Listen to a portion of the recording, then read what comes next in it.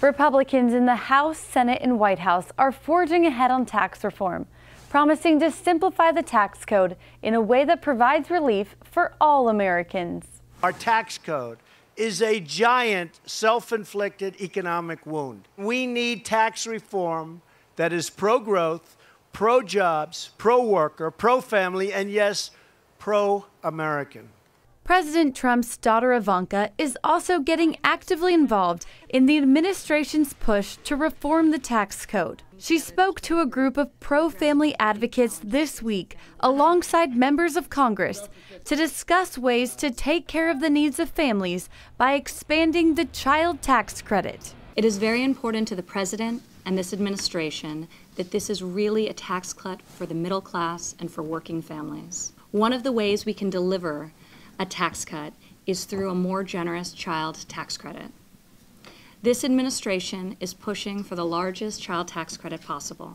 Ralph Reed, president of the Faith and Freedom Coalition, is a strong supporter of increasing the child tax credit. He says he helped President George W. Bush double it to $1,000 16 years ago, but it has not been increased since. We think it's time. We think it's a heck of a lot more effective for America's children to let those mothers and fathers keep the money than it is to send it to Washington and let bureaucrats and politicians decide how to spend the money.